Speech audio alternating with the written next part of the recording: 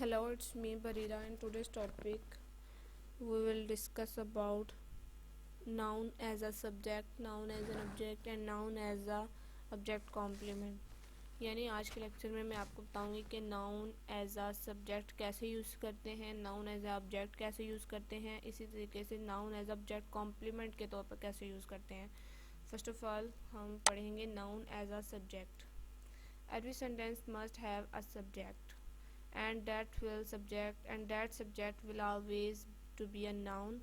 The subject of a sentence is a person, place, thing that is doing or being. The verb is the in that sentence. यानी जब भी हमें कोई sentence बनते हैं या फिर हम कोई बनाते हैं या हम लिखते हैं कोई सेंटेंस, फॉर एग्जांपल है हमारे पास Maria is happy. Okay, Maria is happy.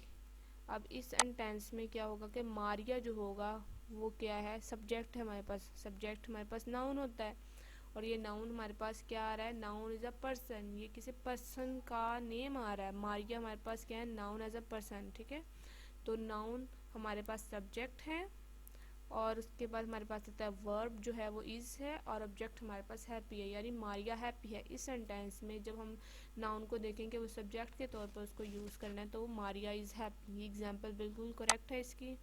Maria is the subject of its sentence and the corresponding verb is a form to be is. Okay, ये मैंने आपको बता दिया कि is हमारे पास verb है और subject हमारे पास क्या है, मारिया जो है ना वो subject है और ये noun होता है।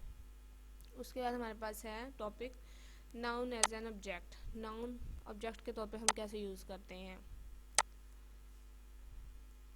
Noun can also be object of a verb in a sentence, यानी हम ये नाउन जो होता है ना वो ऑब्जेक्ट भी यूज़ हो सकता है एक सेंटेंस में। एंड नाउन कैन बी इधर अ डायरेक्ट ऑब्जेक्ट। नाउन जो है उसको हम डायरेक्ट ऑब्जेक्ट के तौर पे यूज़ कर सकते हैं। A noun that receives the action perform by the subject. और an indirect object. Indirect object क्या होता है, a noun that is recipient of a direct object. For example हमारे पास है give the books to her, यानी give the books to her, अपनी किताबें उसको दे दो। ओके, यानी अपनी किताबें उसको दो। अब हर हमारे पास क्या है, नाउन है। ओके, अब हर हमारे पास नाउन है। ही, शी, हर, ही, हिज। तो शी हमारे पास यानी किसी लड़की की बात हो रही है यहाँ पे कि बुक्स उसको दे दो। हर हमारे पास क्या है, नाउन। और ये नाउन क्या इनडायरेक्ट ऑब्जेक्ट के तौर पर यूज़ हो रहा है। ओके, बल्कि डायरेक्ट ऑब्जेक्ट की तौर पे यूज़ हो रहा है कि हमें डायरेक्ट बताया जा, बल्कि हाँ हमें बताया जा रहा है कि give the books to her. Books is a direct object. Book हमारे पास डायरेक्ट ऑब्जेक्ट है। ठीक है, व्हाट इज़ बीइंग गिवन, हम कह सकते हैं जो चीज़ हम दे रहे हैं वो डायरेक्ट ऑब्जेक्ट होती है।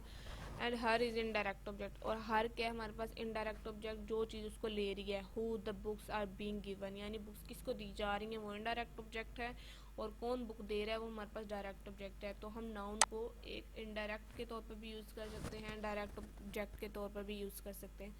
The third point is noun as a subject and object complement. ठीक है, नाउन को हम सब्जेक्ट और ऑब्जेक्ट के कॉम्प्लीमेंट के तौर पर भी यूज़ कर सकते हैं। Another type of a noun is called a subject complement. In for example, the noun teacher is used as a subject complement. Mary is a teacher। अब क्या है, ये कॉम्प्लीमेंट उसको दिया जा रहा है कि Mary is a teacher. Mary एक टीचर है, एक उस्तानी है, एक उस्ताद है। ठीक है, मैरी इज़ अ टीचर, तो ये उसकी क्वालिटी है। एक तरह से हम उसको कॉम्प्लीमेंट कर रहे हैं कि तुम टीचर हो, मैरी टीचर है। तो इस सेंटेंस में मैरी इज़ अ टीचर, तो क्या होगा, subject complement normally follow linking verbs to be, become और सीम।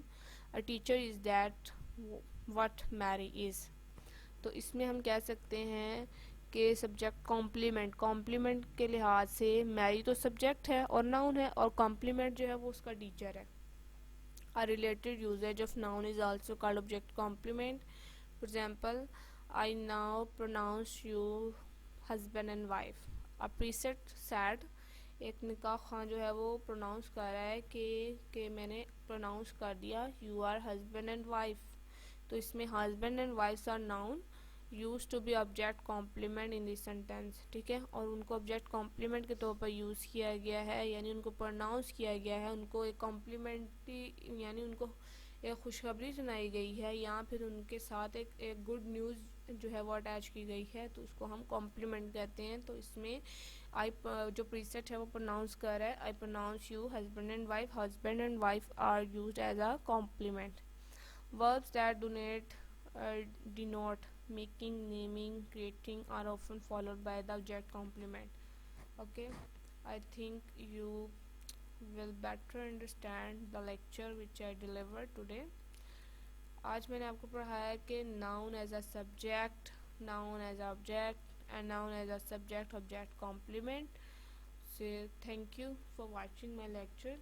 Please subscribe my channel on YouTube and also press the bell icon for more notification and new